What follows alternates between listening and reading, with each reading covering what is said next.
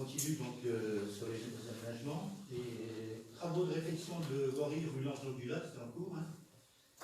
Réaménagement et sécurisation de la rue Cotarguéo, travaux en cours également. Aménagement de sécurité à l'angle des rues Louise de Kerval et Clermont-Fort. Donc là, les travaux sont terminés. Réfection des trottoirs du Château de Palval. Sécurisation de la route reliant le rond-point du Guervin à Pont-Cagnos. Intégration de voies privées dans le domaine public, rue Ampère, rue du Guesclin, rue Branly. Sécurisation de l'accès et du stationnement au collège Poissard-Pénoc, route de bois, donc le projet est en cours. Création d'un rond-point et route d'accès au nouveau quartier, Pierre-Loquin, Pierre-Boronnet. Donc là, les appels d'offres sont en cours. Partage du projet de renouvellement urbain de l'îlot l'Esteven Carionov, donc réalisation d'un programme de 72 logements, finalisation du projet des transactions foncières. Accord de permis de construire à Lyon Construction, commercialisation en cours, en attente des débuts de travaux. Pilotage de projet sur la création d'un nouveau quartier dans le secteur nord-est de la commune, donc au lieu du Pierre-Baptivin, Pierre-Boronnet, Pierre-Loquin, et les études opérationnelles sont en cours. Réaménagement et extension de la zone de Carré-Basse. Réflexion globale en cours. Les sablières de Boudounou. Fin d'exploitation et remise en état du site par l'exploitant. Et rétrocession à Brest Métropole, crédit métropolitain affecté à la continuation de l'aménagement et à l'entretien du site.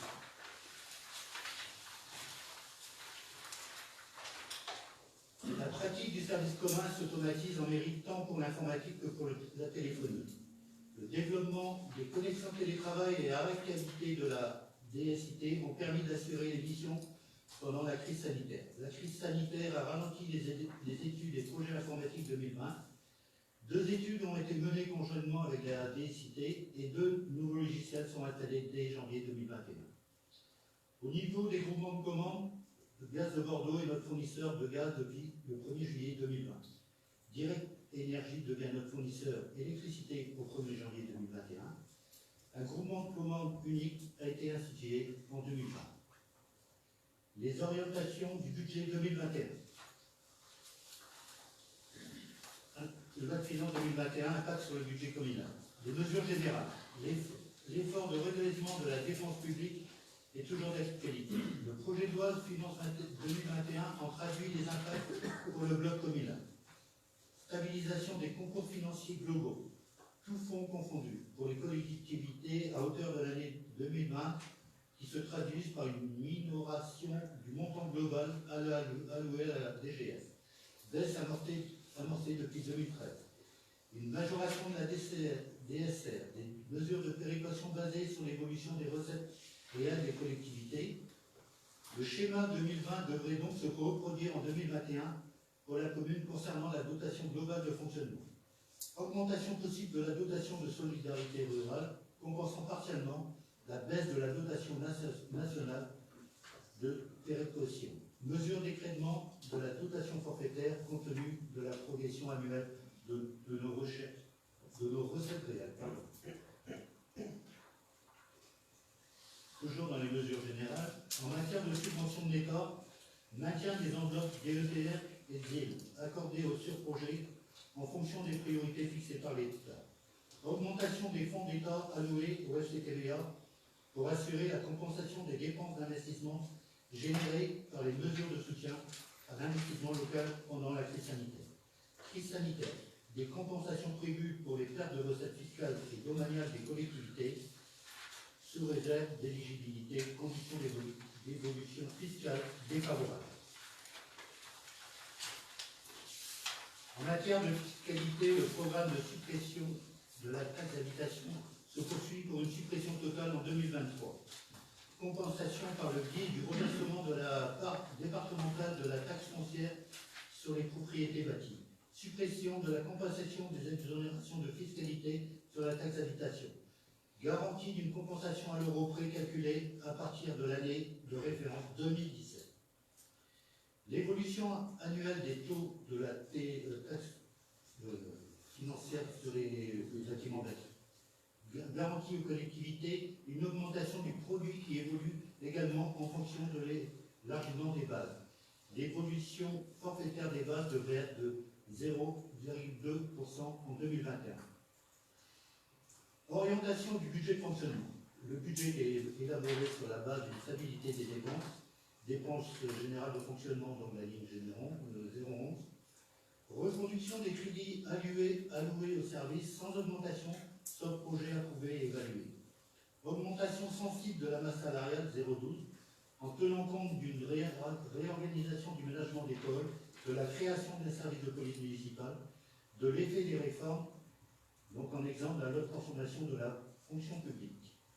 Augmentation modérée des charges financières. Prévision d'un nouvel emprunt en investissement, mais faibles taux d'intérêt, stabilité des crédits de subvention aux associations, augmentation importante du prélèvement sur le résultat. La prévision reste prudente compte tenu du contexte sanitaire et réglementaire. Une stabilité est attendue vis-à-vis des recettes récurrentes, mais l'issue de la crise sanitaire est incertaine et impacte certaines ressources propres. Des incertitudes perdurent concernant les participations et dotations de l'État, la baisse de la DGF, je vous ai rappelé tout à l'heure avec les 39 000 €, les nouvelles mesures de péréquation intercommunale et le maintien du SIC, incertitude sur la taxe sur l'électricité. Recettes de fonctionnement 2021, les recettes de fiscalité devraient rester dynamiques. Elles dépendent du niveau de compensation de l'État concernant la taxe d'habitation en voie de suppression, du produit de la taxe foncière qui résulte de la progression forfaitaire des bases fiscales fixées par l'État, donc 0,2%, basée sur l'inflation annuelle constatée en novembre, de l'évolution du taux de fiscalité communale, du développement de l'urbanisation de la commune. On passe maintenant au budget d'investissement. Les recettes d'investissement. Une estimation des recettes autour de 4 millions comprenant un nouvel emprunt négocié à hauteur de 700 000 €.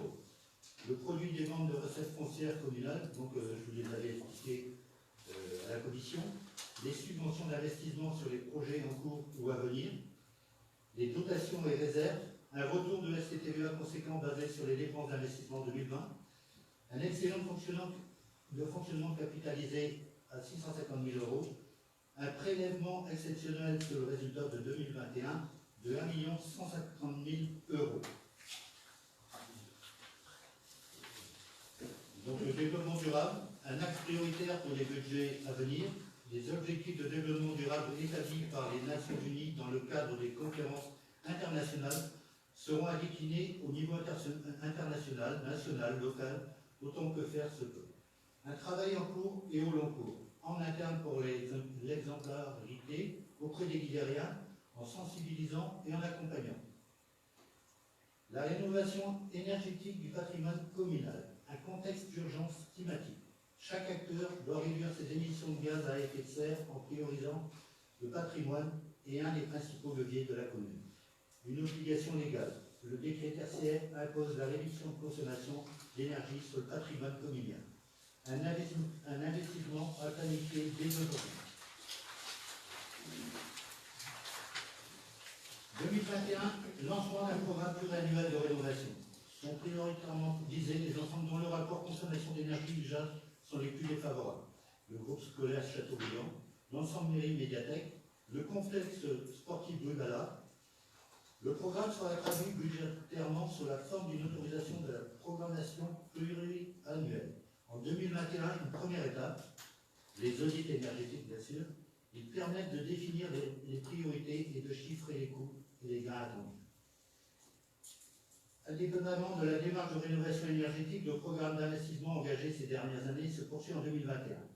Action en faveur des économies d'énergie en direction des particuliers. Travaux d'embellissement du centre-bourg. Aménagement du jardin Saint-Albert et ouverture au public des espaces de promenade. Réalisation d'une aire de jeu. Aménagement de toilettes publiques. Poursuite des aides à la colorisation des façades. Amélioration des installations sportives. Réalisation de vestiaires à pain fait. Livraison de la salle d'addictive et réalisation des vestiaires atomiques. Lancement d'une étude de réaménagement intérieur de la médiathèque. Développement du numérique. Amélioration des équipements et du mobilier pour les services municipaux. Sécurité des biens et des personnes. Poursuite du programme accessibilité dans le cadre de l'ADAP. Soutien aux pratiques sportives et aux associations. Amélioration des équipements scéniques.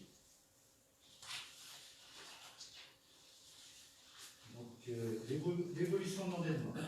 Annuité de la dette en capital 2020, budget principal, 650 502 euros. Prévision 2021, budget principal, un nouvel emprunt de 700 000 euros projeté en 2021.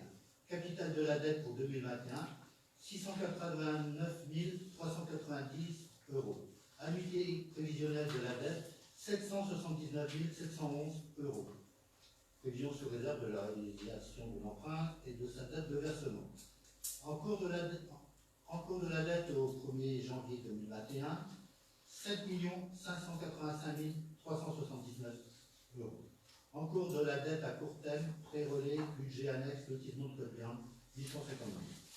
Donc vous avez les tableaux qui suivent, l'évolution de l'endettement en capital, l'évolution de l'annuité capital plus intérêt et le capital restant au 1er janvier. Voilà. Merci Michel pour cette présentation. J'ouvre le débat. Oui. Bonsoir.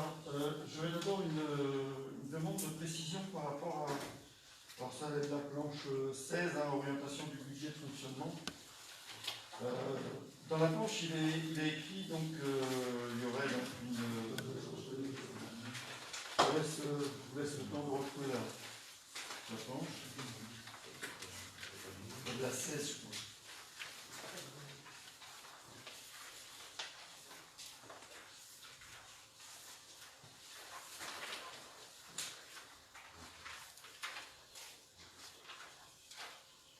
Investissement.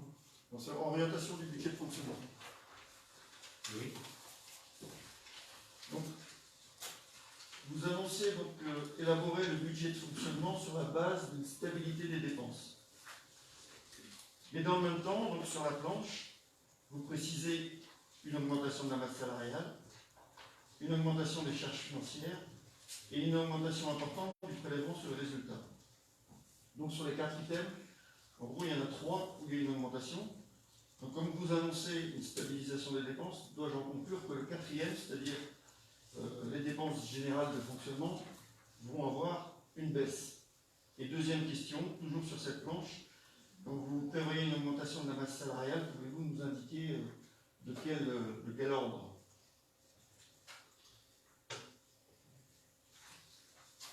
Y a-t-il d'autres interventions? Je vais répondre très rapidement. Vous aurez toutes les informations lors du budget.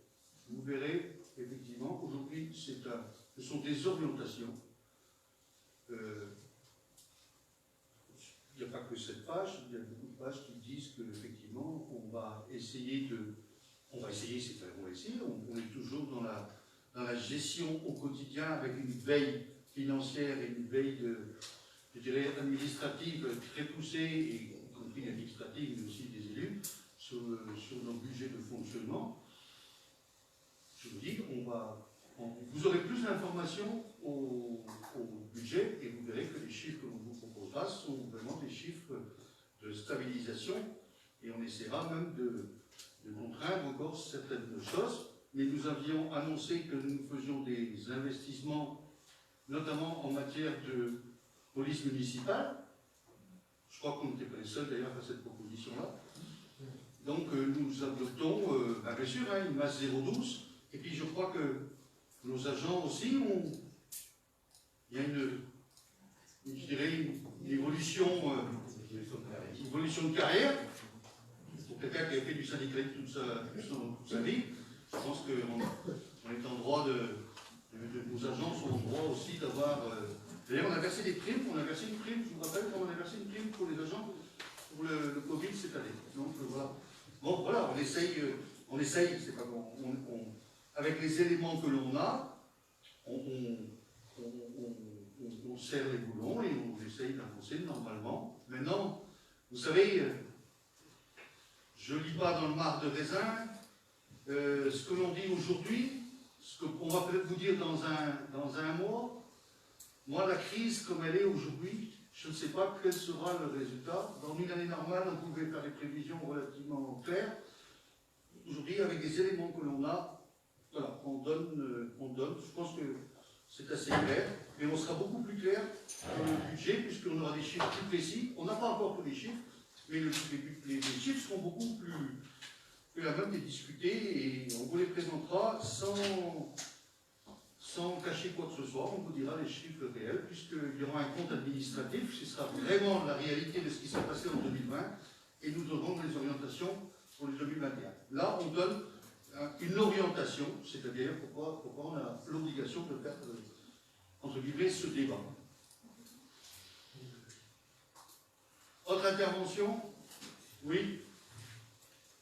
Donc je dois conclure donc, de votre réponse que pour l'instant, vous ne savez pas de quel niveau sera l'augmentation de la masse salariale. J'aurais une autre question. Donc, Je respecte votre réponse. Allez. Après un prélèvement donc, prévisionnel sur le résultat de fonctionnement en 2020 de 400 000 euros, vous prévoyez sur 2021 1 150 000 euros. Pouvez-vous nous expliquer pourquoi cette très forte augmentation? Je vous répondrai au budget. Vous aurez toutes les explications au budget.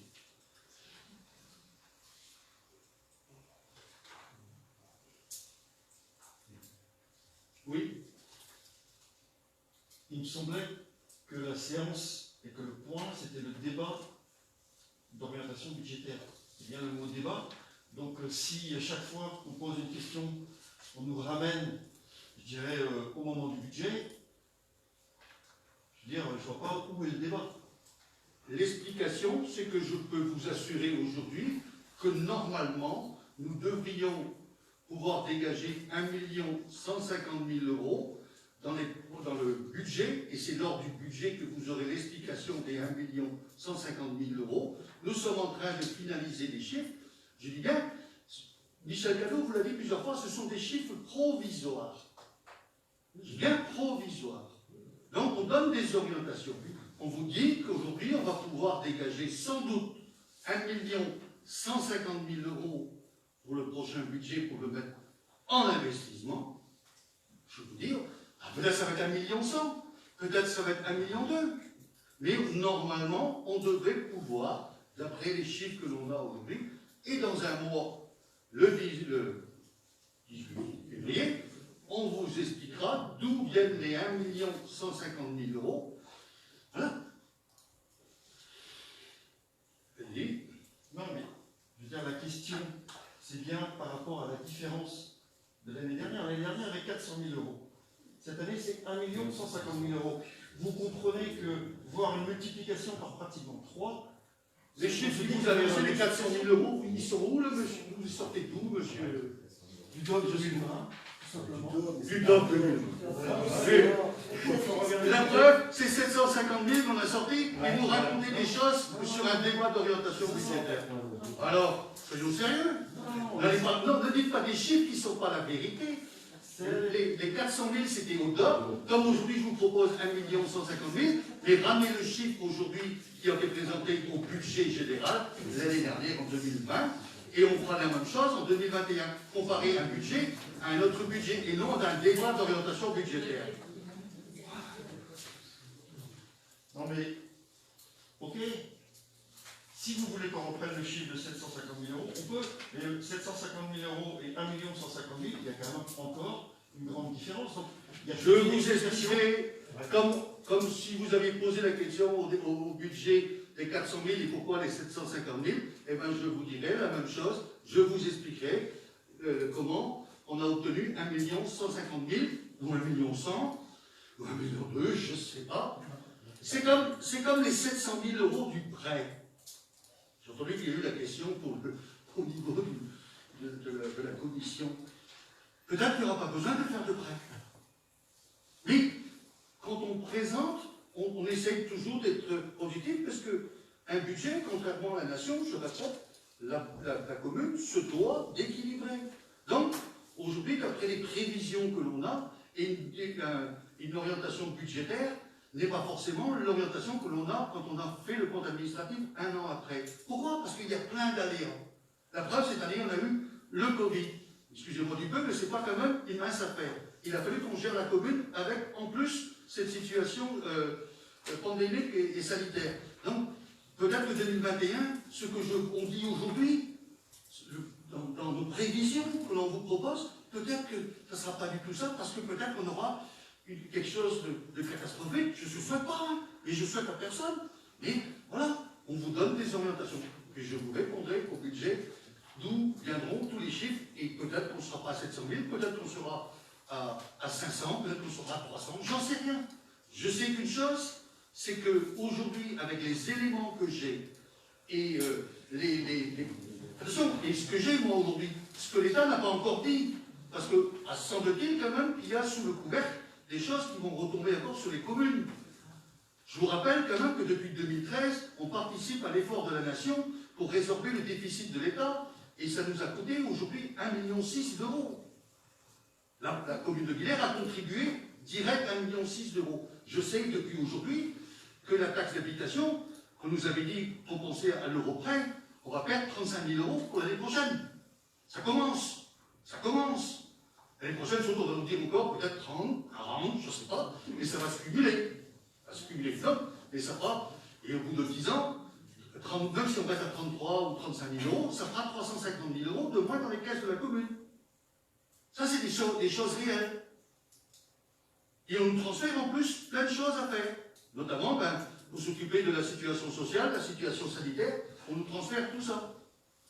Donc voilà, je dirais dans ce débat, c'est des grandes lignes. Mais on sera beaucoup plus précis, je vous promets, on sera beaucoup plus précis pour le budget le mois de février, pour le budget 2021. Je peux poser une question? Oui. Alors, vous venez de répondre à la question que j'allais poser. En fait. Bon, peu importe. Ce qui nous surprend, c'est votre manière de nous répondre. On cherche juste à comprendre. Et vous nous répondez comme si on venait s'immiscer dans vos petits comptes. C'est pas du tout ça, on cherche juste à comprendre. Comprendre pourquoi ces valeurs qui nous sont indiquées. C'est tout. On s'arrête là. Dans quel document? C'est dans Pilarnac, vous dites que nous sommes une opposition finalement non constructive. Qu'est-ce qu'on cherche juste à comprendre? À apporter quelque chose. Je ne comprends pas là, votre posture. Je ne comprends pas pourquoi cet énervement. Sincèrement. Ça me fait rigoler. J'ai l'impression d'avoir, de retourner à l'école, d'avoir des leçons avec un maître, un professeur qui nous disent tous les jours, qui écrivent, parce qu'ils écrivent aussi, ils nous disent, faites comme ceci, vous n'aurez pas de questions. Faites comme je pense, et vous n'aurez pas de questions. Sauf qu'aujourd'hui, moi, les donneurs de leçons, j'en veux plus.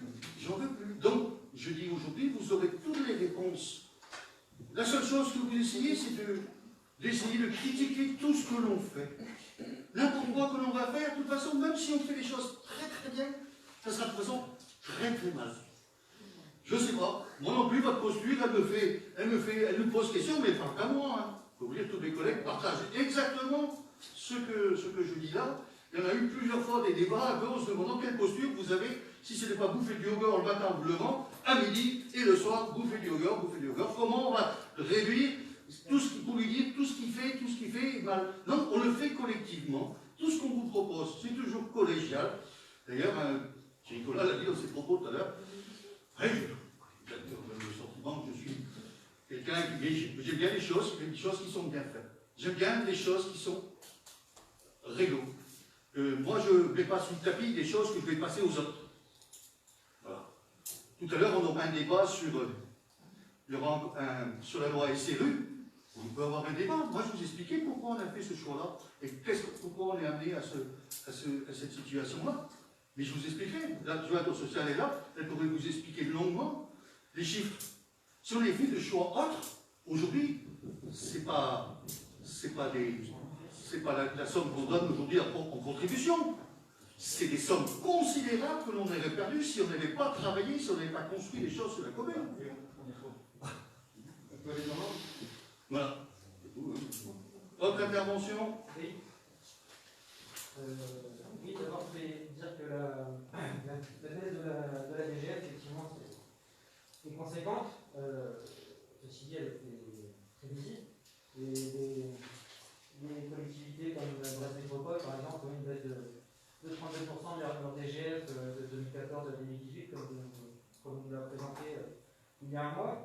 et que ça n'a pas empêché la métropole, par exemple, de augmenter les subventions de 12%. Donc voilà, je veux dire que ce sont des choses qui sont malgré tout vraisemblablement surmontables. Alors ma question concernait la dette, c'est-à-dire que vous ne prévoyez pas de plan prévisionnel d'investissement. Dans ces conditions, sur quelles données calculez-vous votre courbe de l'évolution de l'endettement? Je vous répondrai au budget. Non mais, je vais aller un peu plus loin. Vous avez écrit des choses, parce qu'on nous ramène ça, on m'envoie des choses, vous écrivez des choses, encore en couleur de leçons, sur la situation de l'endettement en agitant le drapeau rouge ou le drapeau noir, en disant... et ça fait que les plus anciens ici autour de la table se rappellent qu'on a eu 2009. Depuis 2009, on a eu les mêmes discours. Toujours, c'est la fin du monde, vous êtes en train de noyer la situation. Moi, je souhaiterais intervenir aussi. Le moins que l'on puisse dire, c'est que la transition entre les deux équipes d'opposition s'est bien passée. Les documents ont tous été bien transmis. J'en veux pour preuve ce que nous venons d'entendre. Il s'agit exactement du même discours que les années passées, une sorte de copier-coller, les mêmes fallacieux arguments, les mêmes contre-vérités, les chiffres à qui l'on fait dire ce que l'on veut en comparant ce qui n'est pas comparable. Bref, rien n'a changé. Pour la 13e année consécutive, l'opposition crie au loup, à la catastrophe, c'est la dernière année avant le naufrage, et cela dure, je le répète, depuis 13 ans. 13 ans. 12. Ouais, je te fais. C'est la 12e année consécutive, voilà. Et pourtant, en 12 ans, que de changements pour notre commune. Passer du statut de cité dortoir endormie à celui d'une ville accueillante, attractive et dynamique. Avec des infrastructures prêtes à accueillir toutes les générations, je ne vais pas vous en faire la liste, vous la connaissez. À regarder la situation, je me demande si nos opposants ne sont pas victimes d'une certaine forme de schizophrénie. En effet, nous avons d'un côté le monde associatif, demandeur, et nous le comprenons parfaitement, d'infrastructures modernes et de qualité. De l'autre, nous nous retrouvons autour de cette table les membres d'associations, dirigeants, anciens dirigeants, qui, devenus élus, nous reprochent de trop dépenser pour ces installations sportives. Certains critiquant la création de lotissements communaux et n'ayant aucun cas de conscience pour en bénéficier, y installer leur famille. Tout cela n'est pas sérieux et a pour seul objectif d'inquiéter la population en lui servant une dose annuelle d'anxiété et de mensonges sur le budget communal. Je voulais rassurer nos concitoyens car au final c'est d'eux qu'il s'agit. Dis-les rien, n'écoutez pas les oiseaux de mauvais augure, les discours catastrophistes de l'opposition, la gestion de notre commune est sérieuse, réfléchie et rigoureuse. Il nous serait facile, pour les années prochaines, de nous endormir sur nos lauriers, satisfaits par le travail déjà réalisé. Mais cela serait mal connaître notre équipe. Nous avons d'autres défis importants à relever, d'autres projets à mener, dans un nombre important de domaines tels que la rénovation énergétique, le développement durable, etc. Tout en maîtrisant les finances de notre ville. Je vous remercie. Alors, quelques mots juste. Merci beaucoup pour cette intervention. Je pense que dans l'Assemblée, pas grand monde ne soutient ce que vous pouvez dire. C'est d'une agressivité. Je serais surpris que... Permettez-moi d'abord, M. Kerjean, pour vous dire que c'est le maire qui donne la parole et que vous n'avez pas encore appris les codes, manifestement, une fois de plus, les codes de la collectivité. Mais voilà, vous êtes intervenu. Moi, j'ai lu, encore, je vais donner ce que j'ai lu, comme quoi on ne dégageait plus, à terme, on ne dégageait plus d'autofinancement pour pouvoir faire de l'investissement. Je vais juste donner 2 chiffres. Depuis 2008, on va dire 12e ou 13e année, peu importe, nous avons investi 23 500 000 euros.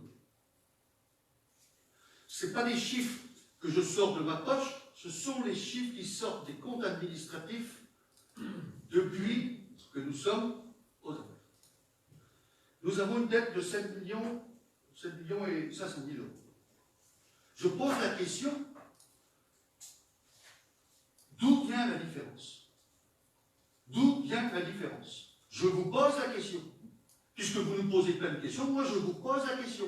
D'où vient cette différence entre les 7,5 millions de dettes, j'arrondis, hein, je ne sais plus combien elle est. 7 585 Voilà, 7,6 millions. Allez, et les 23 millions, presque 500 000 euros que nous avons investis, dis-moi d'où vient la différence. Voilà, c'est tout. Quand vous ne nous répondrez pas, peut-être, mais moi je sais d'où elle vient. C'est ce qu'on dégage d'autofinancement depuis 12 ans pour pouvoir permettre d'investir et de faire des choses. Je viens de faire des choses, pas de mettre dans les courants d'air. Regardez ce qui a été fait. Je n'ai pas entendu personne critiquer pour l'instant des associations de tout ce qui a été fait. Je ne vais pas faire la liste, parce que la liste, elle est très longue. Et on pourrait la faire, moi ça ne me dérange pas. Mais regardez, voilà. Donc, on pouvait se contenter. Alors j'entends parler de la dette. Je vais vous répondre, la dette. On est à 9 années. Oui, on est à 9 années. Si. On a été, suite à la commission, bien vérifier les chiffres, parce que vous savez, mais on a été bien vérifier les chiffres. 9,03. Allez, 9 années. Mais une dette, c'est ce qui permet, la CAF, c'est ce qui permet de dégager combien d'années il faudrait pour rembourser la dette que l'on a en dégageant l'autofinancement annuel. Cette année, on a 771 000 et des brouettes, voilà, ce qui fait qu'effectivement, on n'a pas dégagé comme on aurait pu dégager un résultat, mais bon, situation solide. L'année prochaine, normalement, je vous dis, on devrait dégager beaucoup plus. Si on faisait l'année prochaine le même calcul, on retrouverait entre 6,5 et 7 années. Mais, j'ai vu aussi qu'on nous comparait à d'autres communes locales. Et là, j'en veux pour... parce que la presse d'aujourd'hui le révèle, parce qu'on est comparé à une commune dont il y a eu des chiffres annoncés aujourd'hui dans la presse. On nous comparait que c'était les 2 communes les plus endettées. Sauf qu'à Villers, on a des investissements qui vont continuer. On a parlé tout à l'heure du programme lié à la rénovation énergétique et on va y aller. Ça, c'est une programmation pluriannuelle qu'on va pouvoir vous proposer quand on aura fait nos audits. Aujourd'hui, les audits sont pas faits, on ne peut pas les programmer. Et j'ai vu ce matin qu'il y avait une commune qui était considérée comme Villers, bonne, quoi, mal gérée, à Saint-Étienne, et que cette commune allait investir 11 millions. Comment peuvent-ils se faire une commune un peu plus petite que nous? Je ne sais pas le nom, parce que j'ai pas envie de citer le nom, parce que c'est écrit, c'est pas moi qui l'écris, hein. C'est notre opposition qui l'écrit. Et je dis, tiens, ouais, mais comment ils vont faire? Est-ce que vous savez comment ils vont faire? Eh bien, ils transfèrent la dette sur quelqu'un d'autre. Moi, la dette que j'ai ici, il n'y a aucune dette ailleurs que sur nos comptes. Nos comptes, ils vont être sincères, puisque le trésorier va les valider, mais ils sont aussi, la dette est propre à Villers. C'est-à-dire qu'on n'a pas été faire des emprunts douteux ailleurs ou transférer notre charge ailleurs. J'explique. Vous ne pouvez plus supporter votre dette. Vous faites appel à des partenaires extérieurs et vous les faites supporter l'investissement et vous payez un loyer. Sauf que le loyer, il vient en charge du fonctionnement et on ne retrouve pas la dette dans la dette de la ville. Il y a beaucoup qui font ça. Regardez toutes les grandes villes, elles ont plein de scènes, plein de choses indépendantes, et elles transfèrent leur dette comme ça. Mais après, moi j'ai pas envie d'arriver demain en disant je suis le plus beau, je suis à 2 années ou 3 années d'endettement, et derrière, tout est pourri. On n'a rien fait. Ça, c'était la politique d'avant, mais ça, c'était pas ma politique, c'est pas notre politique à nous. C'est justement parce qu'on ne voulait pas faire la même politique que l'on fait des choses différemment. Et je ne vous fais pas encore la liste, je ne vous dis pas, je ne veux pas vous livrer toute la liste qui a été faite, mais quand on dit qu'il y a 7 millions, regardez ce qui a été fait avec ce qu'on a aujourd'hui.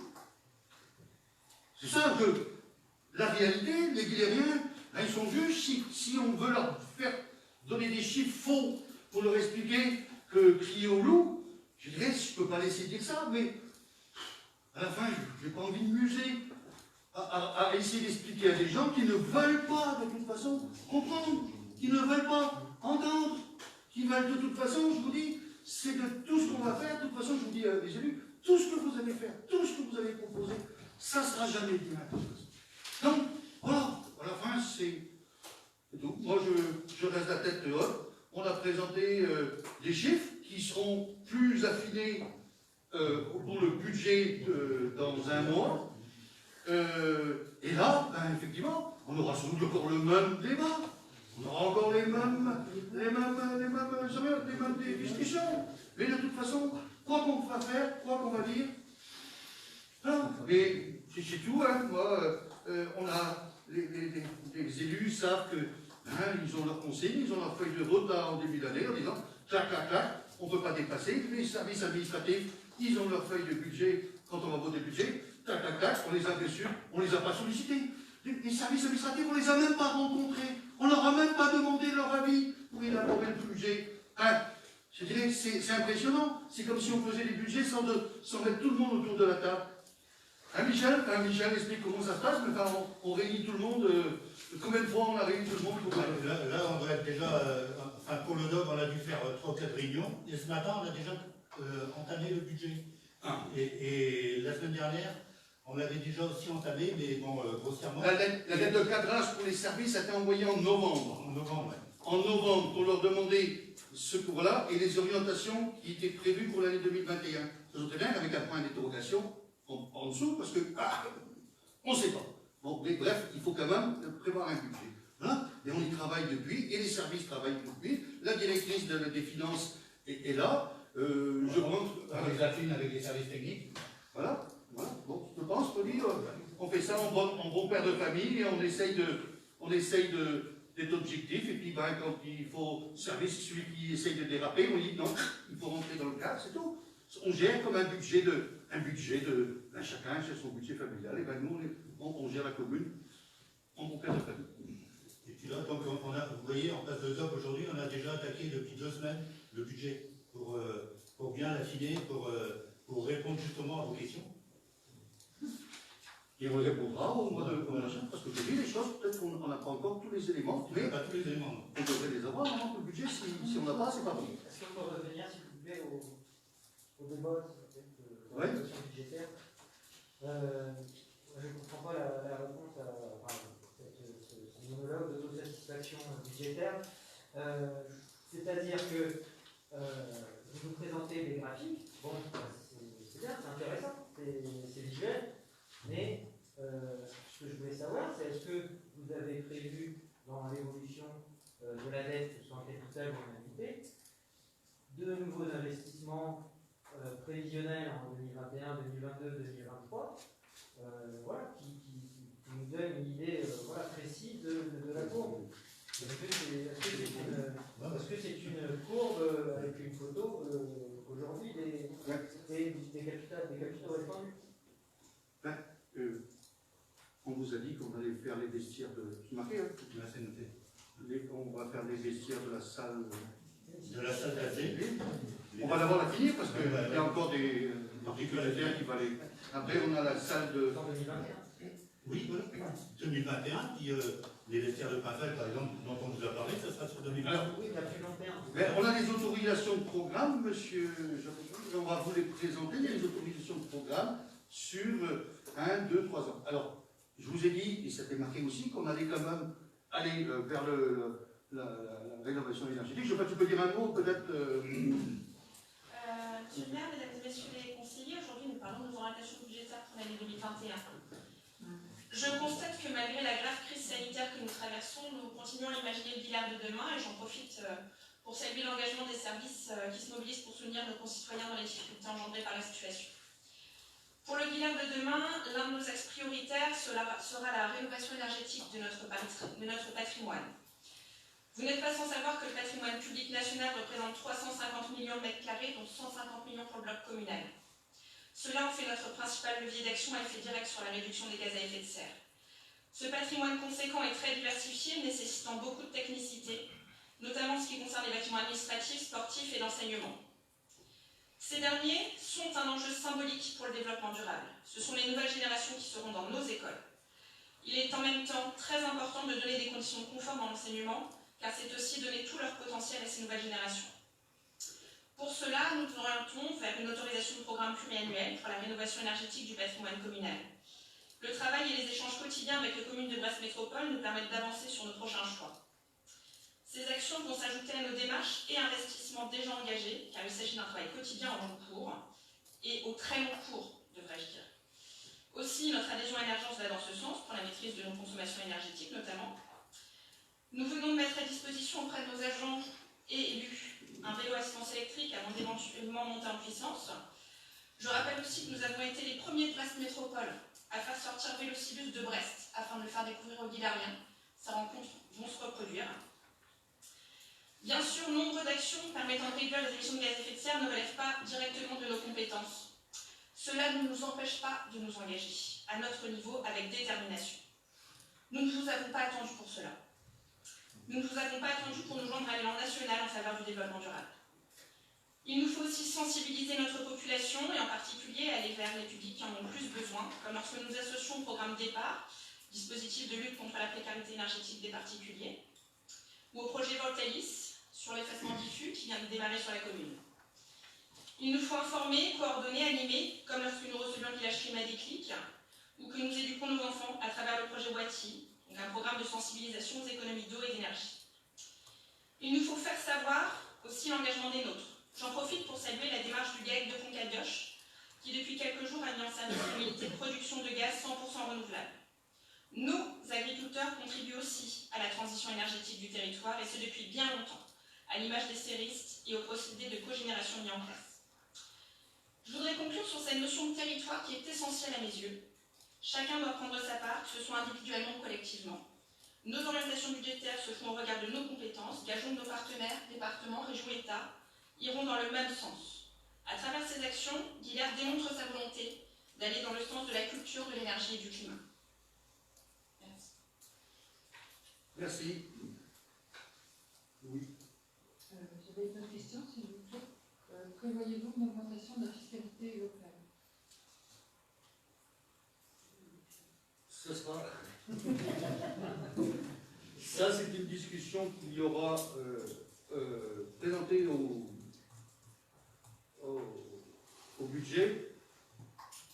Je vais être franc, nous n'avons pas arrêté encore le principe de fiscalité, puisque, je vous dis, il y a une chose qui n'est pas de notre compétence, c'est un peu ce que l'État prépare en matière des collectivités territoriales, et on devrait savoir ça très rapidement, ce qui nous amènera à voir notre position sur le montant de la fiscalité que l'on va adopter pour l'année 2021, peut-être plus long, mais aujourd'hui, je n'ai pas de chiffres à vous donner. Oui. Oui, j'avais une question suite à l'intervention sur le développement durable. Je vous avais posé la question au conseil municipal précédent, celui d'avant, je ne sais plus, sur la possibilité d'une part de réunir les commissions, la commission développement durable en particulier. Vous aviez dit que vous n'aviez pas la matière nécessaire pour pouvoir réunir les commissions thématiques. Or là, j'apprends effectivement que vous travaillez sur un projet pluriannuel de développement durable.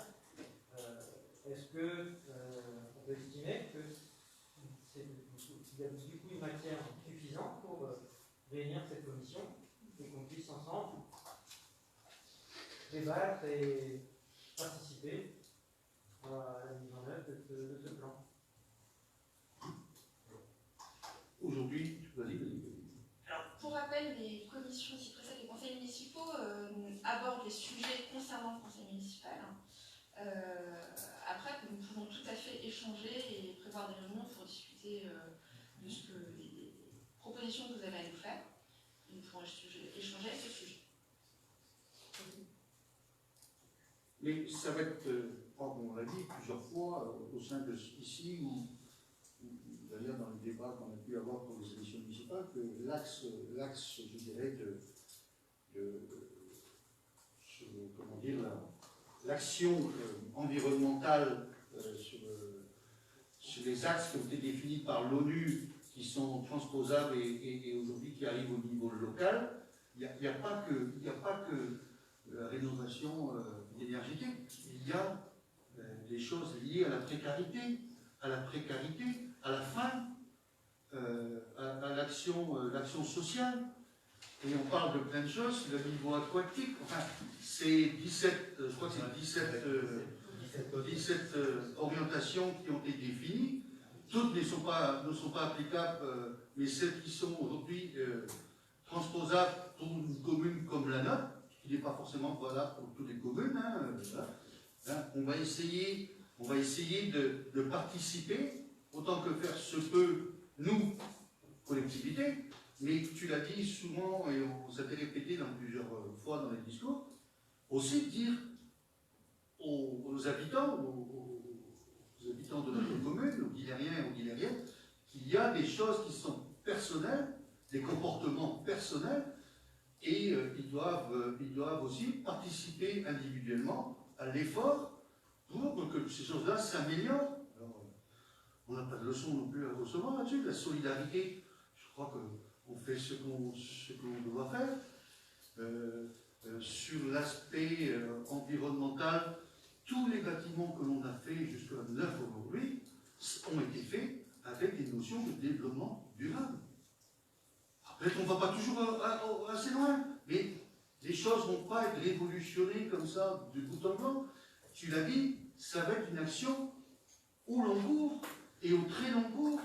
Oui, la machine est activée, il y a des choses à faire, mais de grâce, ne nous donnons pas des coups de bâton pour avancer, il faut se faire collectivement, et j'irai avec le sentiment que tout le monde participe, et c'est notre souhait.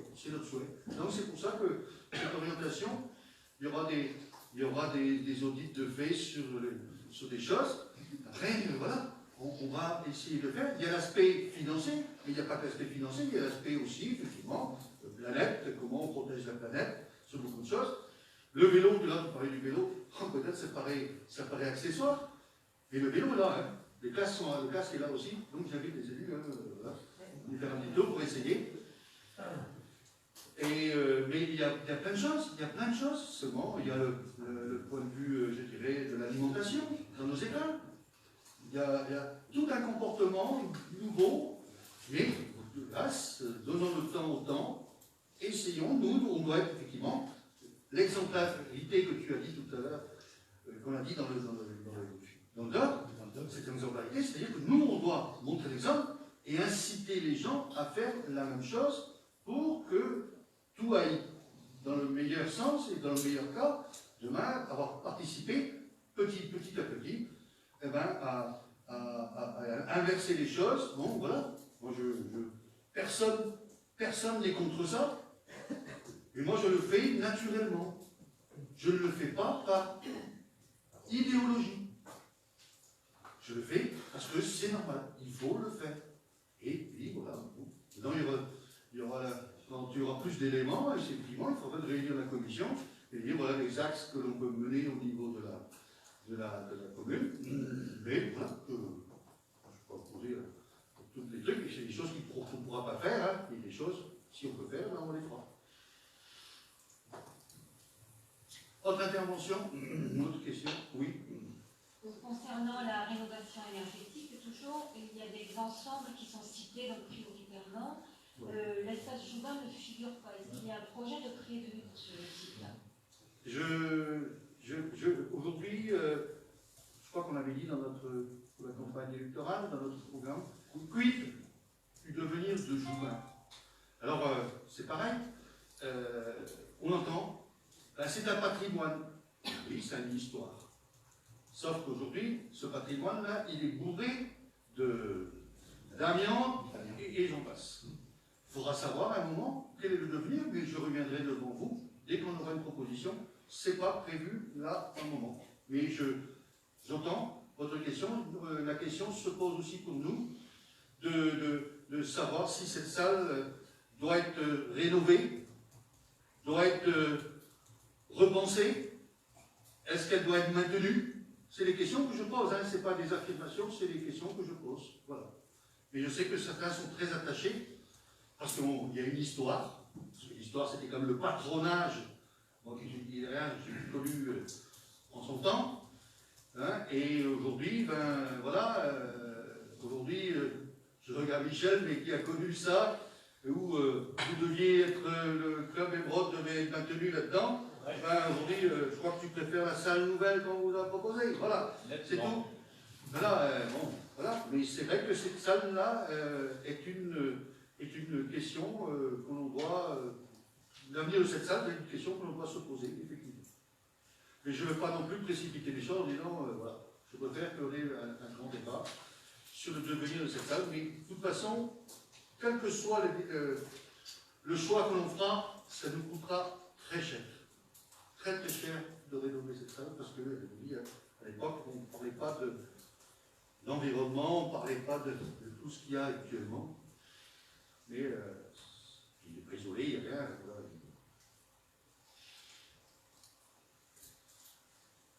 Autre intervention, autre question? Oui.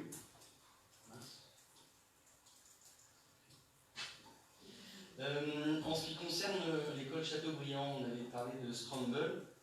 Est-ce que ce point figure dans le bilan des investissements 2020 sur la restauration scolaire?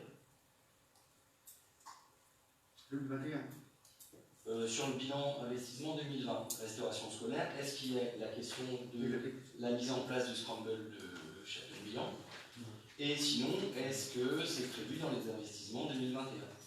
Alors, le Scramble pour l'école Chateaubriand a été remis puisque nous allons avoir nous allons aller vers un audit complet de l'école, parce que effectivement au niveau énergétique c'est une des premières écoles qui a été construite et qui n'a pas aujourd'hui d'isolation. Et aller investir un Scramble dans un bâtiment qu'il faudra peut-être repenser globalement, j'avoue que j'attends moi les audits les résultats de cet audit pour pouvoir vous proposer un choix, et dans ce cas-là, on reviendra devant vous. Ce que je peux dire, le Scramble de Pauline-Pierre-Gomard a été une très bonne chose, très bien accueillie quand il a été fait. Je vous dis tout de suite, pendant la période de Covid, c'était plutôt quelque chose qui était plutôt pénalisant. Donc eux, dans le malheur de la pandémie, ça nous a permis de voir qu'un Scramble n'est pas du tout adapté à des périodes de confinement, et surtout, comme on a aujourd'hui une obligation de ne plus brassage de groupe. À Chateaubriand, c'est beaucoup plus facile avec la cantine qu'avec le Scramble à Pauline-Pierre-Gomard. De toute façon, le Scramble de Pauline-Pierre-Gomard, j'ai envie de dire, est à l'arrêt pour l'instant. Et nous sommes repassés à un service à table traditionnel par rapport à la pandémie. Voilà. Mais ce n'est pas remis en cause. Je dis bien attention, je ne le remets pas en cause, nous ne remettons pas en cause le Scramble à Chateaubriand, mais nous préférons regarder comment l'audit va nous dire sur les aspects, parce que s'il faut casser les croissants, s'il faut rien, je ne sais pas, je ne sais pas du tout qu'est-ce que vont donner ces audits de rénovation énergétique, mais si tant est que l'on fasse des investissements et qu'il faut les recasser, excusez-moi, ça c'est de l'argent jeté par les fenêtres. Voilà. Donc, je préfère prendre un an de plus, qu'on ait toutes les informations, et après, on intégrera dans la refonte globale du bâtiment, parce qu'on met les écoles d'abord en priorité. Vous comprenez que les écoles, pour moi, on va pas aller refaire des rénovations énergétiques sur des bâtiments qui peuvent attendre un petit peu, alors que les écoles, c'est quand même quelque chose d'important. C'est d'abord, pour moi, la première chose qu'il faut penser, priorité, c'est l'éducation de nos gamins, l'accueil de nos gamins, et après, on voit pour le reste, les bâtiments sportifs verront dans une deuxième phase, mais faisons d'abord la mairie, parce que c'est un ensemble ici, hein, c'est Chateaubriand, qu'est-ce qu'on a dit, la mairie La médiathèque. Et la médiathèque. Voilà, enfin, l'ensemble ici, globalement, on a fait des bâtiments qui datent, qui ont l'âge de leurs artères. Voilà. 76, la mairie, 93 ici, et Chateaubriand dans les années 70. Hein, voilà. Et y a-t-il d'autres interventions? Oui, pardon. Bonsoir. Pour le site de Le Pinfel, mis à part la réalisation des vestiaires, est-ce qu'il y a des groupes de réflexion sur les projets à venir? Non, ça a été évoqué dans le DOC. Nous avons refait le toit du gymnase. 2019. En 2018-2019. Oui, 2018-2019. Et nous, maintenant, nous allons refaire des vestiaires puisque le bâtiment, entre guillemets, sanitaire, qui est très vieux, ben aussi, il y a de l'amiante, il y a plein de choses, c'est pas isolé, tout ça. Donc voilà, nous allons refaire des vestiaires le long du bâtiment, accessibles à la salle directement, enfin, fonctionnels. Et donc, ça devrait démarrer cette année aussi, en fin d'année, parce que là, il faut lancer maintenant toutes les procédures. Ben bon. Et ça, vous serez informés, on présentera, je ne sais pas si les plans ont été présentés déjà, il faudrait les présenter au prochain conseil, ou à un conseil suivant.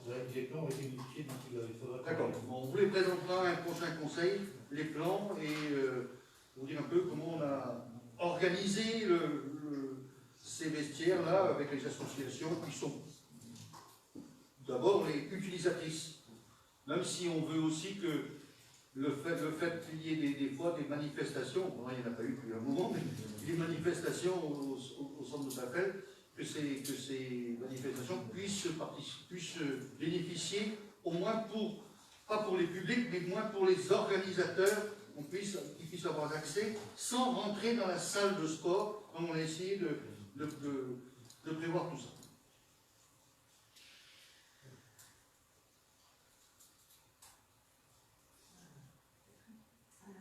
Oui, j'avais une question. Oui, je vous en prie. Pour avoir un levier dans la dynamisation du commerce du bourg, du centre-bourg, certaines communes ont fait le choix d'acquérir des surfaces commerciales. Est-ce que c'est quelque chose auquel vous pensez? D'accueillir des surfaces commerciales? D'acquérir. D'acheter des surfaces commerciales? Aujourd'hui, toutes les surfaces commerciales existantes sont soit occupées, soit en vue d'être occupées. Il y a d'autres surfaces commerciales qui vont être créées, puisque nous avons des surfaces commerciales prévues dans l'investissement d'en face et dans l'investissement de l'îlot Resteven Kerriona, et dans l'îlot du 61 rue Charles de Gaulle, il y a déjà des pré-réservations. Voilà, moi aujourd'hui la dynamique, je vais la laisser faire, je n'irai certainement pas mettre de l'argent de la commune, qu'on a fait auparavant, mais je ne regrette rien de ce qu'on a fait auparavant, d'investir des fois dans des locaux pour pouvoir les rétrocéder plus tard. Et aujourd'hui, l'exemple moins parfait, c'est les Loirs, hein, voilà. Bon, voilà, on a aujourd'hui des gens qui sont installés, qui dynamisent le centre-ville. On a d'autres qui sont à côté. Ça va partir. Alors commerce, et puis après, c'est aussi des activités connexes, mais d'autres qui vont s'installer là cette année. Ça a reculé un petit peu, cause pandémie, hein, voilà. J'annonce, oui, je vais le dire, j'annonce ce soir, puisque le projet est en cours, mais ce n'est pas du tout une activité commerciale du centre-bourg, mais nous allons avoir une petite installation commerciale sur l'hiver d'un magasin bio. Voilà. Je ne suis pas du tout... j'ai eu plusieurs demandes, j'ai orienté les demandes vers les gens que je connaissais qui étaient susceptibles de leur mettre à disposition des locaux. Donc, la personne est venue me voir la semaine dernière et pour m'annoncer qu'il s'installait sur la commune, mais pas dans le centre-bourg, mais en vue d'une création d'un magasin. Alors, comment le panier bio. Le panier bio. Le grand panier bio. Voilà. Donc ça aussi, ça c'est une installation. Bon voilà, c'est une installation où je n'ai pas mon mot à dire. Les gens sont venus me voir. Ma seule crainte, c'était de savoir ce qu'il allait faire. Je sais que c'est une forte demande qu'on a sur la commune, parce que beaucoup de gens de Guilherme vont à Cernan ou ailleurs faire leurs courses, parce qu'il y a une forte demande. Mais je ne voulais pas non plus, puisqu'on a une supérette au centre-bourg, que, voilà, bon, c'est pas le même marché, voilà, mais moi, vous savez, je suis très attentif. Si on veut créer les commerces, on peut en faire, mais si c'est pour tuer ceux qui sont en face déjà, ça ne sert à rien. Donc voilà, mais je suis content qu'on ait une supérette de ce genre qui va s'installer, et c'est la demande de la personne. C'est une installation, je crois, c'est pour mai ou moins. Enfin, bon, c'est une bonne chose. Oui. Pourriez-vous envisager de prévoir une part du budget d'investissement pour un budget participatif qui permettrait aux bénévoles de participer à la vie de la commune? Un petit parti, quoi. Je vois que la ville de Brest avait lancé un budget participatif il y a 2 ans, 3 ans, avec après une extension au niveau communautaire. Et là, j'avoue que j'ai pas vu de présentation, je dirais, je ne sais pas si ça a été, on a bénéficié sur la commune parce que le budget participatif de la ville de la métropole va nous servir à financer les jeux que l'on va installer à Saint-Albert, derrière Saint-Albert.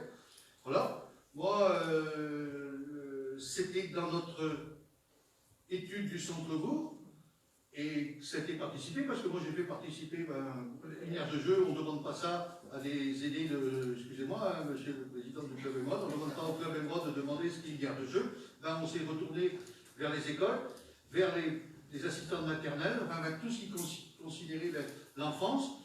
Et aujourd'hui, l'aire de jeu, on nous a dit voilà ce que l'on souhaiterait, et on a transféré ça sur un plan qu'on a transféré à Brest Métropole, et Brest Métropole a dit notre budget participatif va vous payer les jeux. Donc les jeux, je crois, sont actés et sont livrés, même il me semble qu'ils sont livrés. Ils sont livrés, maintenant il ne reste plus qu'à faire la manip. Donc voilà, il ne faut pas croire que c'est une vie participative, mais tout est participatif. Sauf qu'après, on ne peut pas, si on met toute la population, moi je suis d'accord, mais quand j'entends mes collègues dire des autres communes qui essaient de faire participatif que c'est une foire dans le poing parce qu'on te met les gens d'accord, donc à un moment, voilà. Mais le participatif, c'est comment? C'est une volonté. Oui, mais c'est une volonté, mais vous croyez quand on fait quelque chose, on va faire des choses complètement en dehors du bon sens. Moi, j'ai jamais été de faire une salle d'athlétisme si vous ne m'avez pas demandé. Je ne suis pas allé faire un stade de foot, comme je suis un grand footeur, tout le monde le sait. Je ne suis pas allé faire un stade de foot en synthétique parce que je n'y connaissais rien. Et je n'ai pas fait parce que j'ai écouté. Je n'ai pas allé faire un boulodrome parce que je ne suis pas un grand bouliste, même si j'ai bien joué au bol. Voilà, je dis les choses, et quand on fait quelque chose, on essaie de faire participer ceux qui sont concernés. Et nous sommes élus, nous sommes les représentants du peuple, nous sommes les représentants du peuple de Guilherme, et c'est notre travail de faire. Alors moi, les grandes idées où tout le monde se réunit, je crois que c'était ça, t'as dit ça dans ton discours tout à l'heure. Voilà. Bon, voilà,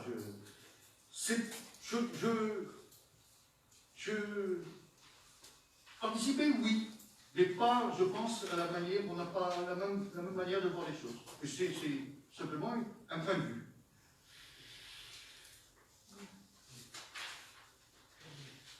Y a-t-il d'autres trucs? Parce que de toute façon, il n'y a pas de vote là-dessus, hein, c'est une information pour le débat d'orientation budgétaire. Oui. Oui. L'année 2020 était très complexe pour le tissu associatif libérien, pour tous les assos en général. Je me permets de parler des assos, hein, mais contrairement au discours de tout à l'heure, je ne considère pas que la minorité est plus représentée que la majorité dans les associations. On est d'accord? Un petit peu, si. Donc, est-ce que vous avez eu des demandes des assos au niveau financier, de subventions exceptionnelles, parce qu'elles ont été en difficulté sur l'année 2020? Alors là, oui, je vais laisser l'adjoint aux associations pour répondre. Alors, monsieur Suémon, souvent je vais vous répondre. Alors, je n'ai pas attendu, en fait, nous n'avons pas attendu, moi en premier en tant qu'adjoint au niveau du sport. En fait, j'ai anticipé, j'ai demandé en fait à toutes les associations sportives de la commune en fait, de me faire le point en fait, sur le manque autour des ligues de grenier, les lotos, tout ce qui était extra-sportif qui n'ont pas pu faire cette année. Il faut savoir une chose, c'est que pour l'instant, donc c'est là je suis dans l'anticipation. Parce que pour l'instant, en fait, étant donné que les adhérents, les jeunes, les parents ont payé les licences, en fait, et qu'il n'y a pas eu de frais en face, c'est-à-dire qu'il n'y a pas eu de compétition ou de frais à l'USA, en fait, les associations pour l'instant sportives se portent plutôt très très bien. Sauf que je vois bien ce que où on va arriver. Donc j'ai préféré anticiper en ayant déjà vu avec eux en fait l'anticipation de ce qui pourrait arriver en 2022. Donc en fait j'attends encore quelques résultats de certaines associations, mais ils ont tous eu en fait le message.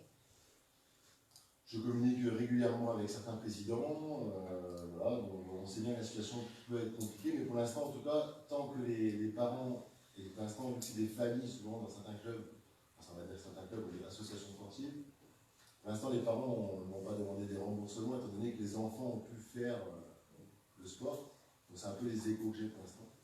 Après il faut savoir aussi c'est qu'une association sportive qui a œuvré pendant des années au niveau des Guilériens, des familles guilériennes, qui a un prix de licence ramené au nombre d'heures de sport pratiquées sur l'année, c'est quand même pas énorme, et que pour une fois qu'il y a des problématiques financières, j'espère, je croise les doigts, que les Guilériens et Guilériennes aideront leur association à passer ce cap-là et ne demanderont pas des remboursements de licence. Il faut savoir une chose, c'est que par exemple dans la plupart des associations sportives, sur une licence à 130 €, 100 € retournent aux fédérations, quand l'association ne prend que 30. C'est grâce à la collectivité aujourd'hui. Alors, le handball, par exemple, le handball, c'est 105 € à la fédération, 35 € d'association de l'IASA. D'accord? Ça, c'est des chiffres exacts. Donc, si les ligues en fait, les ligues ne proposent pas de remboursement. C'est-à-dire que si l'association doit rembourser les 140 € de la licence, ça ne va pas être compliqué. Ça va être très très bon. Donc, voilà où on en est aujourd'hui dans l'analyse. Donc en fait, ça remonte au niveau des ligues, sauf que les ligues, que ce soit le foot, que ce soit le comme moi, le hand et certaines grosses ligues sportives, en fait, sont très mal financièrement aussi. Et donc c'est pour ça qu'ils ne remboursent pas. Pourtant, ils n'ont pas de frais, mais entre le monde amateur et le monde professionnel, et ben c'est là qu'on voit sur des grosses ligues, on voit des grosses problématiques. Donc en fait, on est dans l'étude. Pour l'instant, ça se passe bien parce que l'argent est rentré et l'argent ne sort pas, mais ne vous inquiétez pas, on est sur le dossier. Merci. S'il vous plaît. Oui.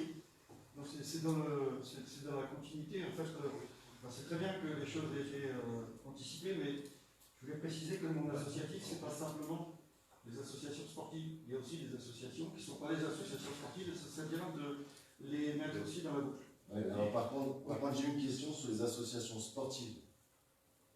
La question était sur les associations sportives. Oui, mais je dis que si. Donc je réponds en tant qu'adjoint au sport sur les associations sportives. Ah, général. Alors après. Je pense aussi aux assos par des mêmes, par exemple, qui vont se battre, mais à la fois ils sont pas de classement santé. Après, il faut savoir une chose, c'est que pour l'instant, dans le rôle de la collectivité, après c'est une histoire d'adhésion, et c'est ce que je viens d'expliquer. Le rôle de il faut savoir une chose, c'est que la mairie, la collectivité, vous comme nous, on vient de signer en fait le soutien financier aux associations, quelles qu'elles soient. C'est-à-dire qu'on a soutenu financièrement toutes les associations déjà en 2020, alors que le Covid était déjà de début du printemps.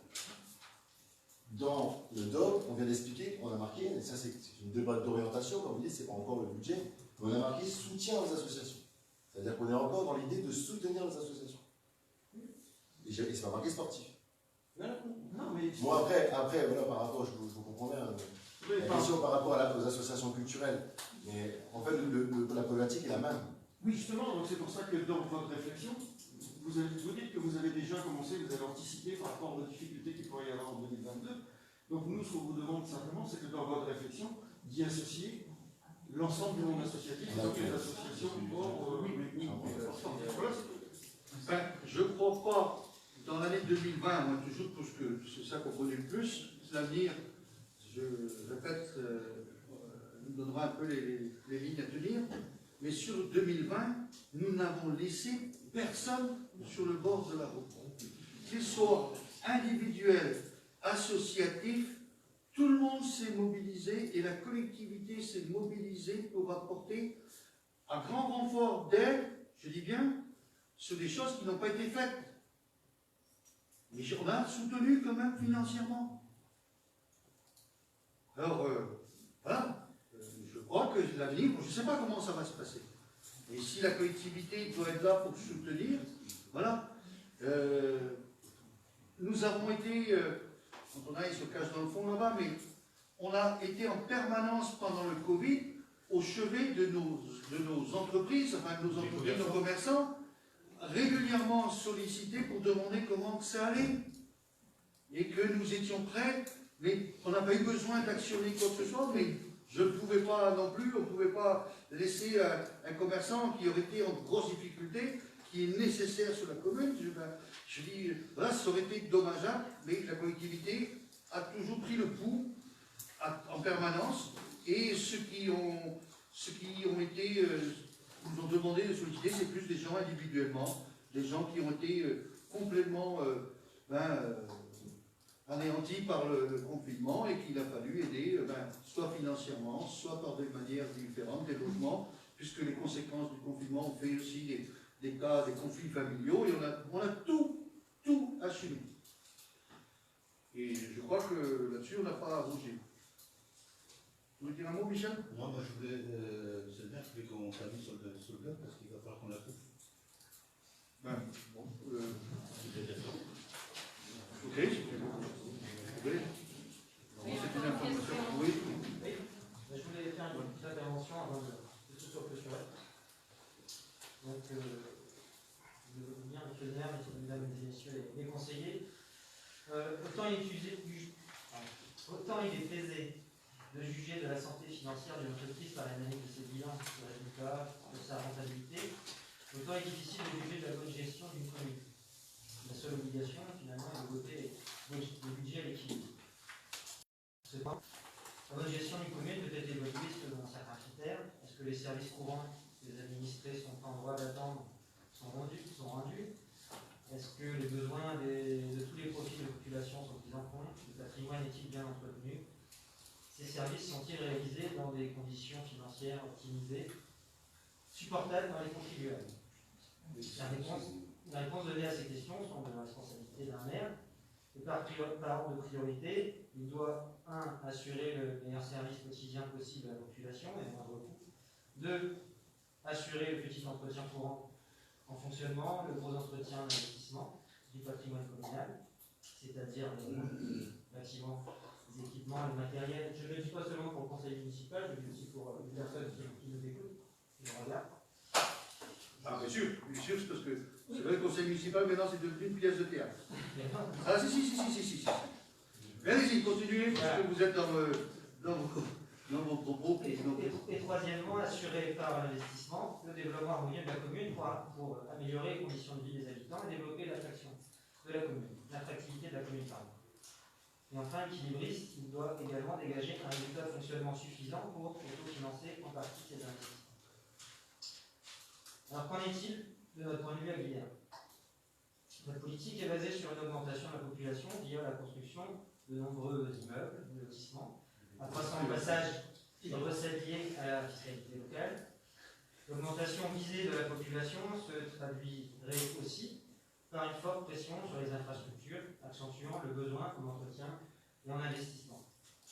Si nous sommes d'accord qu'il faille investir pour maintenir un certain niveau de prestations, ceci doit être fait, toutes proportions gardées, au regard des moyens de la commune, de l'intérêt général, et des objectifs de service rendu et d'entretien du patrimoine qu'il ne faut pas délaisser. Or, voici une décennie que la commune investit, de notre point de vue de façon peu raisonnée, tant sur la dimension des projets, souvent bien excessive pour une commune comme la nôtre, que sur le plan de la prévision budgétaire des dépenses et des recettes liées. Les lourds investissements que vous avez entrepris vont limiter fortement la capacité d'investissement nouveau sur la durée du mandat. Et il en résulte également une dette en capital qui est passée de 4,8 millions en 2014 à 7,6 millions au prévisionnel 2021. Et l'absence de programme pluriannuel d'investissement, de chiffrage des projets d'investissement en 2021, de visibilité sur les emprunts futurs, ne nous rassure pas sur l'évolution de la dette. Alors quelles sont les conséquences lorsque cette dette pèse fortement sur le budget? Eh bien, pour rembourser l'annuité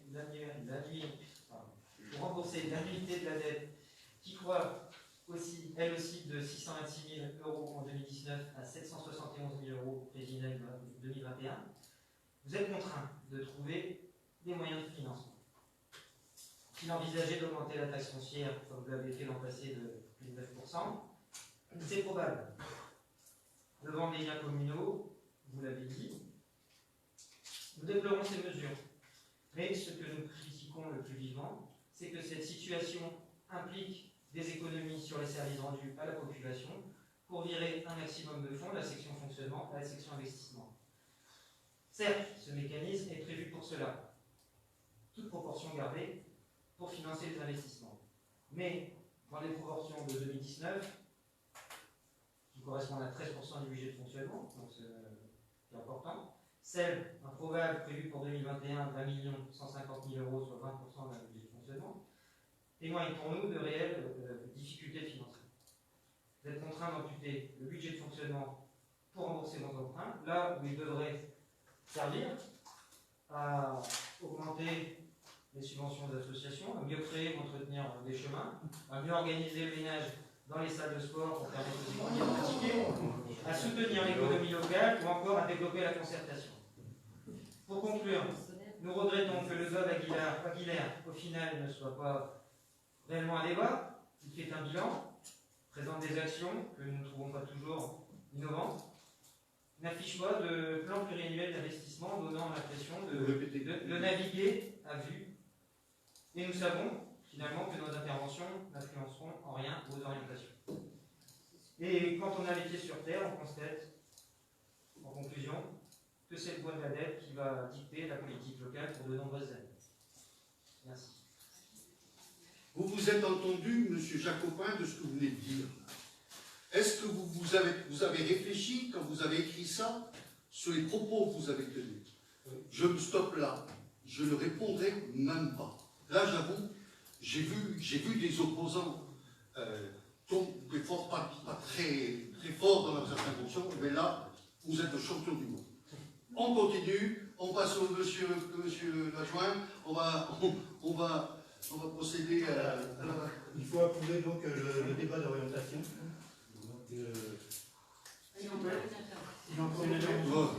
Non, stop, je dis le débat d'orientation budgétaire. Le conseil municipal, on nous dit qu'il n'y a pas de débat d'orientation budgétaire. Nous sommes là depuis 1h15 sur le premier point. Nous avons débattu. Vous êtes en train de faire une pièce de théâtre. Non. Aujourd'hui, si. Non. Le maire peut clore les débats. Je clôt le débat. Dans le projet de délibération, il n'est pas prévu, il est demandé au conseil municipal de prendre acte de ce dogme. Prendre acte, c'est ce que dit. Mais ça, non, c'est pas ça qu'il a dit, il fallait l'approuver, non, de prendre acte. Voilà, c'est ça. On prend acte, du dogme. Il n'y a pas de vote. Oui, alors. Bon, on prend acte. Voilà, c'est tout. Allez, on est sur le deuxième point de l'ordre du jour.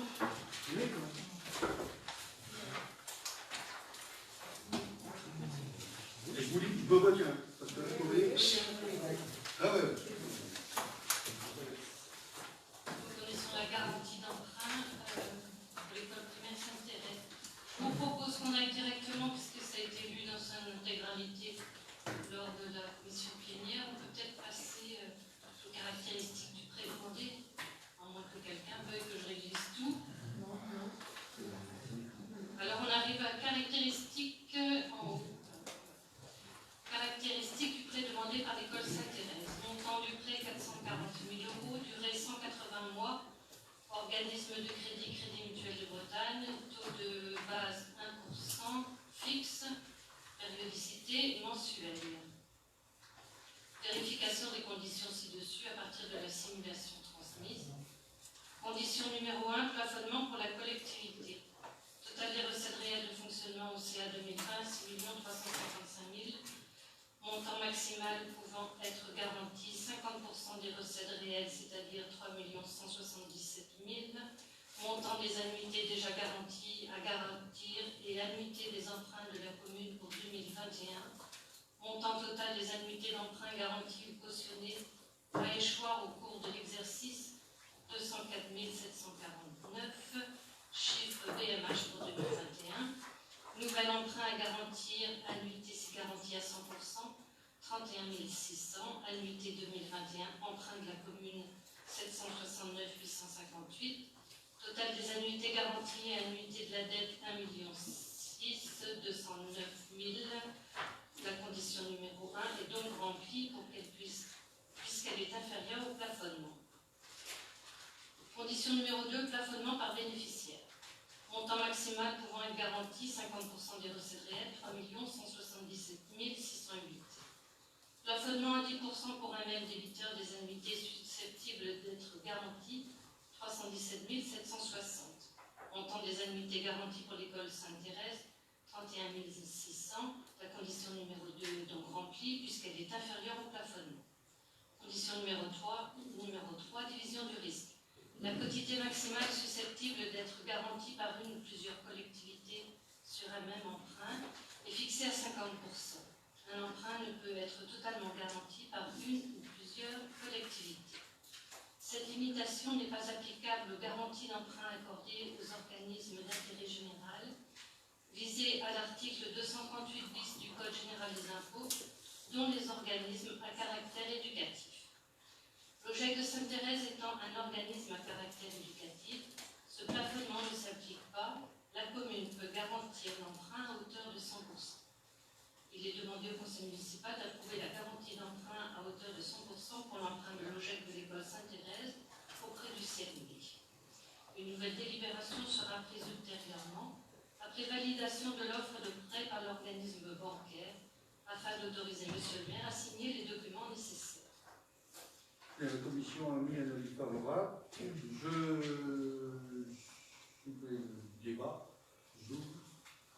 Mais je dis tout de suite, certains ont des responsabilités ou ont des enfants à Sainte-Thérèse. Je leur demanderai de ne pas prendre part au vote familial très proche.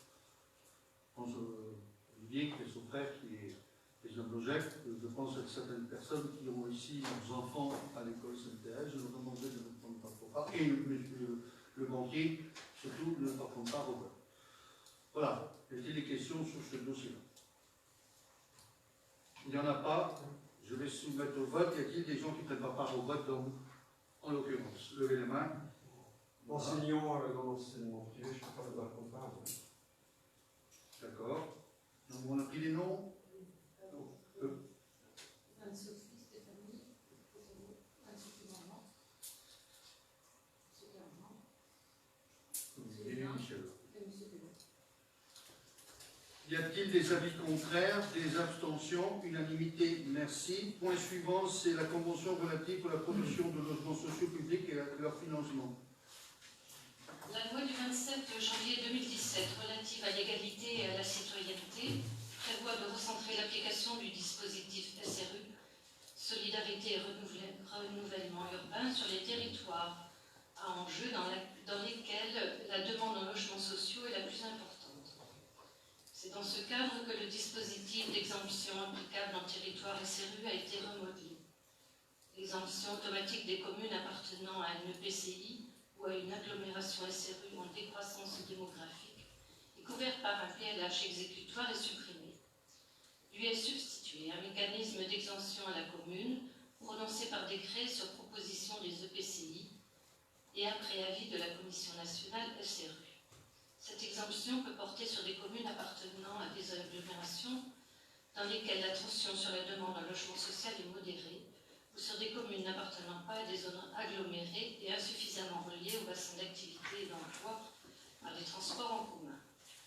Les 7 communes de la métropole brestoise assujetties aux obligations de la loi SRU, respectant les critères d'exemption de la loi, et ayant collectivement et de façon volontariste décidé de s'engager dans un système intercommunal pérenne et contractualisé de production et de financement des logements locatifs sociaux adaptés aux besoins du territoire, Brest Métropole a sollicité auprès de l'État l'exemption des obligations de la loi SRU pour l'ensemble des 7 communes. Le projet de convention joint en annexe a pour objet de définir les objectifs de production de logements sociaux publics de chaque commune de la métropole initialement assujettis aux obligations SRU. Leur contribution financière à la réalisation de ces objectifs et le mode de suivi de ces engagements. En conséquence, il est proposé au Conseil municipal d'approuver la convention 2021-2022 entre Brest Métropole et les 7 communes relatives à la production de logements sociaux publics et à leur financement, et d'autoriser Monsieur le maire à la signer. Bien, merci. La commission plénière a vu le dossier. Il y a un avis favorable, mais pourquoi Brest ne figure pas dans le tableau? Alors j'ai la réponse. Et pourquoi le pourcentage moyen ne correspond pas? Et j'ai la réponse. Au 1er janvier 2019, la commune de Brest compte 18 604 logements sociaux pour un total de 73 407 résidences principales, soit un pourcentage de 25,34%. Elle dépasse donc le taux de 20% et n'est pas concernée par les obligations SRU. La commune de Brest participe de manière directe au financement de certaines opérations de construction de logements sociaux sur son territoire, notamment pour les ménages les plus en difficulté, réhabilitation de foyers, projet de centre d'hébergement et insertion sociale. Alors, le pourcentage des 22 sur la dernière ligne ne correspond pas. En fait, le tableau montre effectivement l'effort au niveau de chaque commune. La précision du taux de 22,33% de logements sociaux par rapport au nombre de résidences principales, totale commune de Brest comprise, permet d'avoir une vue de la réponse globale au niveau de la métropole pour le logement des ménages modestes. La politique locale de l'habitat est intercommunale et à ce titre, le PLH intègre depuis 1990 des objectifs de production à l'échelle de l'ensemble de l'intercommunalité, ainsi que des objectifs de rééquilibrage de l'offre locative publique sur l'ensemble du territoire intercommunal, d'où l'intérêt et la nécessité d'avoir ces valeurs globales.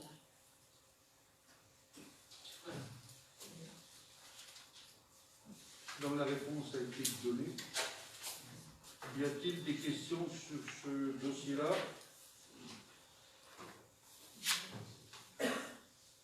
Ben, moi j'ai une question. Nous sommes arrivés en 2008, 7%. Je voulais intervenir. Ah, je vous en prie, madame. Monsieur le maire, mes chers collègues, je souhaiterais apporter quelques chiffres qui peuvent éclairer notre assemblée sur le logement social à Villers. En 2008, à votre arrivée à la tête de la commune, monsieur le maire, le pourcentage de logements sociaux était de 7%. Au 1er janvier 2019, nous sommes passés à 14,64%. Et sans dévoiler de secret, nous avons franchi le cap fatidique des 15% à ce jour. Notre participation de 33 913 € peut sembler importante, mais si nous étions restés à 7%, nous aurions dû nous acquitter d'une somme d'environ 80 000 € qui pouvait monter jusqu'à 130 000 € suivant les pénalités qui nous étaient imposées par l'État. Et si on multiplie 130 000 par 12, cela nous donne 390 000 €. Le taux de 15%... Non, oui, je n'ai pas bien compté. Le taux de 15%... 1,5 million. Le taux de 15% nous permettra l'an prochain de passer de 1 850 € par logement manquant à 500 €. Un avenant sera donc rédigé en fonction. Alors d'aucuns peuvent nous taxer de bétonner, mais si l'on veut pouvoir répondre aux 1200 demandes de logement, dont environ 500 personnes souhaitent Villers en priorité numéro 1, il nous faut continuer notre politique. Notre commune est attractive puisqu'elle se situe dans le top 3 des communes de la métropole et nous en sommes très heureux. C'est bien la preuve que nous ne faisons pas fausse route. Merci à tous. Bien, voilà, la première adjointe et l'adjointe aux affaires sociales viennent de le dire. Après les propos que j'ai entendus tout à l'heure, je dirais qu'effectivement c'est un service qu'on rend à la population, mais celui-là on le rend au moins très bien. Quand on parle des 1200 logements, ce ne sont pas tous les logements, c'est pas que les logements sociaux, c'est tous les logements confondus. C'est dans la presse d'aujourd'hui que vous avez vu, je me faire à la presse, hein, c'est vendu, c'est proposé le matin, à midi c'est vendu. Il reste dans une moyenne, je dirais, de progression tout à fait normale, d'attractivité. Ça me convient. ça me convient, et je dis qu'on est sur la bonne route. Tu l'as dit, les chiffres, hein. Si on était resté... La loi SRU, ça date de 1990. D'autres ont été avant nous, mais bon, dans l'affichage, oui, mais dans la réalité, non. Nous, on n'est pas dans l'affichage, on est dans la réalité. Et aujourd'hui, ce n'est plus une amende que l'on a, c'est une contribution. Donc nous contribuons au logement social volontairement par notre contribution de 35 000 euros, j'arrondis à 35 000 euros, pour, je dirais, faire du logement social au sein de la métropole. Et ensuite, eh ben, nous avons des demandes sur notre commune. J'ai entendu dire, je reviens, qu'on construisait trop, que l'on fait tout. Il y a 3 ans et demi, nous faisions une balade participative sur la zone de Guermavive. Et j'ai entendu des gens, c'est ça, aujourd'hui, me dire qu'il fallait que Guilher s'arrête, et ça c'est le discours, vous savez, qu'on arrête de faire des logements, qu'on arrête d'agrandir, de prendre des espaces agricoles. Voilà. J'ai entendu ce discours à maintes et maintes reprises. Je dirais, moi qui étais élu avec Louis Ballard, si Louis Ballard en 1985, bien 1985, c'est pas une date qui est forcément, vous allez comprendre pourquoi très vite, nous n'aurions pas eu beaucoup de rues, enfin il n'y aurait pas eu d'extension.